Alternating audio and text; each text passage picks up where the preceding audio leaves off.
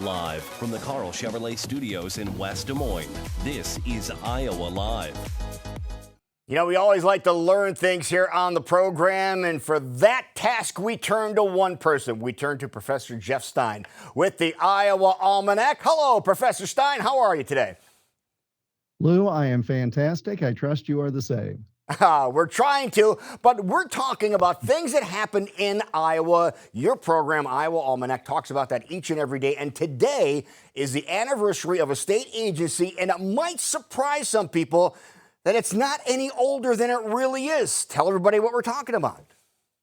Well, if you drove anywhere today to the store, to work, etc., you had a highway or a road to thank for that. But those didn't just happen. We had to build those. And as automobiles became more popular, there was a need for more roads. More roads led to more traffic, and more traffic, of course, led to the need to regulate those roads. In the spring of 1935, the Iowa legislature passed a law approving the hiring of 53 men as members of the new Iowa Highway Safety Patrol. Governor Clyde Herring signed the act on May 7th of that year, and soon no fewer than 3,000 men applied to attend the safety school. And of the 3,100 select individuals were chosen for training, Lou, at Camp Dodge. Wow. And from the start, there were requirements for those who wanted to serve on this kind of patrol. Yeah, you had to be at least 5 feet, 10 inches tall. That would let me out. 20/20 uncorrected vision. That would let me out. Okay, we can't be patrolmen, so go ahead, keep going, find out what else we're not qualified for. Well, here's the thing that's interesting. Yeah, I understand the height and weight requirements and all of that and the vision.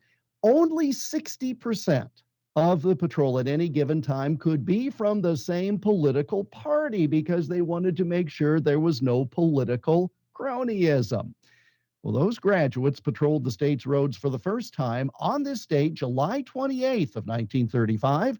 The summer uniform was khaki breeches and blouses, knee-high black boots, black neckties, and khaki visored caps. In the wintertime, the men wore wool, olive drab uniforms and heavy overcoats. So there was a uniform back then, summer and winter, and the pay was $100 per month. Officers worked from 6 in the morning until 6 at night, and there's a replica of one of those first uniforms right there. Wow, and those very first uniforms had an element that is still part of the uniforms today. Talk about that.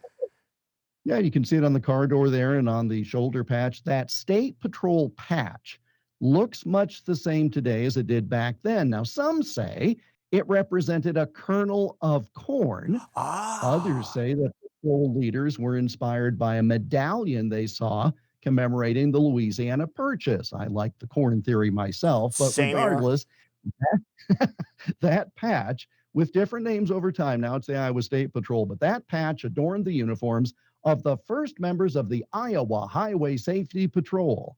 They began patrolling our state's roads on this date in 1935. Lou, that's 91 years ago today. Wow. We also have another image here I want to show up because they're just trying to keep people safe. And you see this one here, slow down and live, from the Iowa Department of Public Safety. That's what this was all about. This was telling people that this wasn't the Autobahn in Germany. You had to make sure you kept yourself in check, correct? Absolutely. And again, even those of us who perhaps don't follow the speed limit as strictly as we should, and we don't feel real good when we get pulled over, it's for safety. Those folks are doing their jobs. And when you see someone in uniform, thank them for putting that on every day. And or if you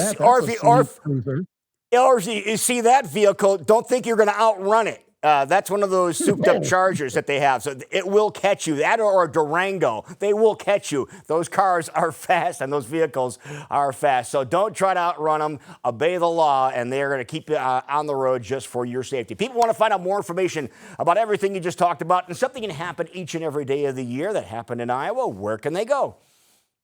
If you go to iowaalmanac.com, we've got all the stories there 7 days a week. It's iowaalmanac.com. Professor Stein, you keep yourself cool, and we will talk to you next time, sir.